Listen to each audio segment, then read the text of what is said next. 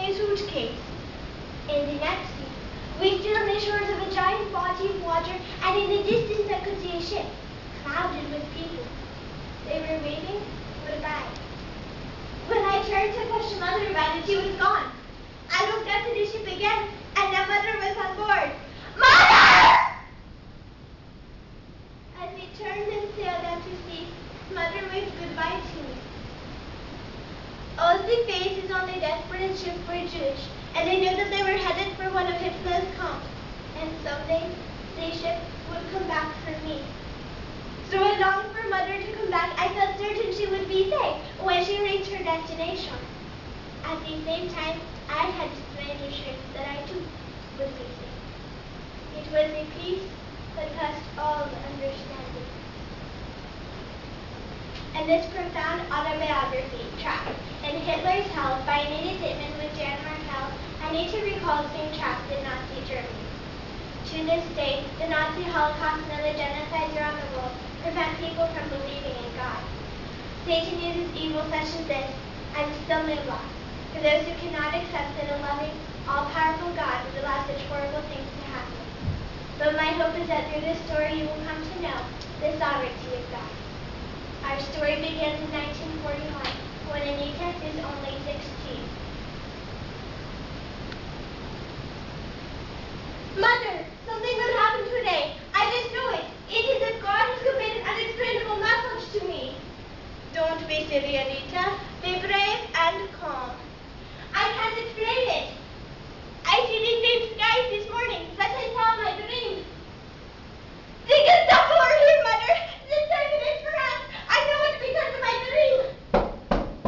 We've got to arrest him, Ditman. No! We are Jewish Christians. We are protected by the law. The law is the law. He only wants your mother this time. The whole lot of them will be sent to the rated stat in Czechoslovakia. And this was just the beginning of waiting for a knock on the door from the Gestapo, for a box cutter to be jammed in with hundreds of people ushered away to a death camp, or for a merciful bullet to end it all. I would be utterly alone in Hitler's hell. Only by hanging tightly to Jesus' hand will our journey into hell be bearable. Dear Mother, I'm going off to a camp tomorrow, so I won't be sending any food for a while. Don't worry about me. I'll be all right. We'll soon be reunited. Love, Anita. I carefully peeled off the label and cut a small hole in the bread. Then I pressed the rolled up notes into the local bread and replaced the label to cover the hole. As I finished wrapping the bread, an amazing calm fell over my body. It was as if the hand of God had placed on my shoulder, and He was saying, Anita, trust only in me, and I will never leave you nor forsake you. Though you walk through the valley of the shadow of death, you need not fear any evil, for I am with you. Later, the work came. I developed a painful blister on my right heel from the endless marching, walking, pulling, and the rubbing of the wooden shoes. Terrible pain had spread to my leg. The blister had become infected. My leg began to discolor. It dropped so bad I could barely march back to camp that night after work. 3 horse carts drove up, and the women were ordered to climb in. We arrived at our new home. The treacherous-looking barbed wire fence circled the camp. It appeared to be a deserted death camp.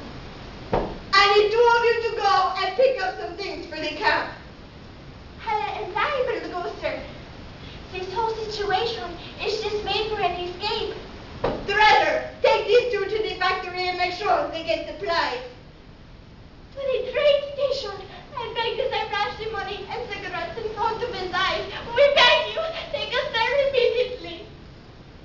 Only God can carry out these impossible plans. What wasn't it for the driver except the little money, the cigarettes, and probably severe punishment? The railroad station came into view quickly. Hannah and I climbed out from the cart. Sometime after midnight, we arrived at the train station at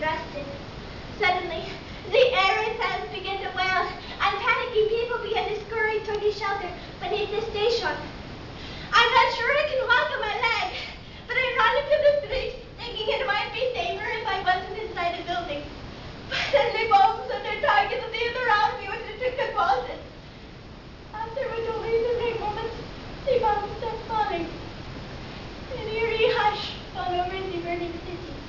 It was the hush of death. I have a great big God. For some reason he must be alive. It's the only explanation. Southspring was a little town that had escaped the war's destruction. I was taken to the local hospital. They had nursed Miss Greta, had to cut away my sock, which clung to my swollen leg.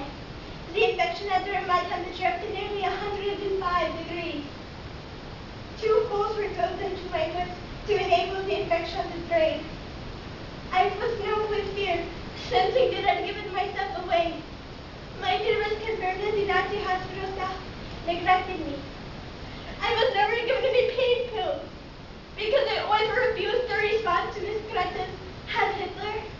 She withheld the necessary sanitary bandages for my leg wounds. When I pulled back the covers to show Helen my ugly leg wound, which was a black long scar, she gasped. Don't worry, Hella. These wounds and scars will be my salvation. He says all things work together for our good, and so will these wounds. Out of bed! Go to the area shelter! The Russians are passing! Russian soldiers stormed into the area shelter. Carrying his rifles with bayonets, they jumped among themselves and began to eye the woman stabbed with slingshot. Then one by one, they grabbed the woman and threw them to the floor. While the rest of us looked down in horror, they raked to death their more women. 2 of the huge soldiers came right for me. Oh God, help me, help me!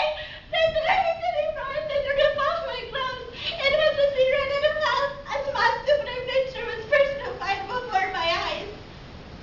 The 2 soldiers gazed at my unbandaged leg with the horrible red wounds. The grim senses saw the leg, shook their heads, and walked away from me in search of a more appealing victim.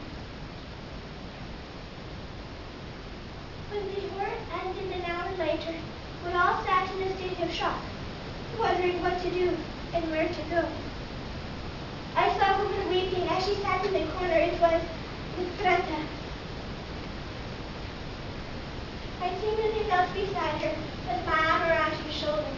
She didn't pull away, as though she knew who I was. As though she laid her head against my shoulder and bounced. She told me she'd been raped 4 times by the Russian soldiers. Miss Greta's grief was not just from the physical assault she had suffered.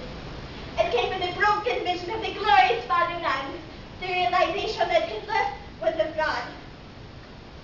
The fear was dead, as Germany was ruined. But at last, the war was over. Miraculously, I had just enough money to get inside of Czechoslovakia and move to the main office in the rations desk.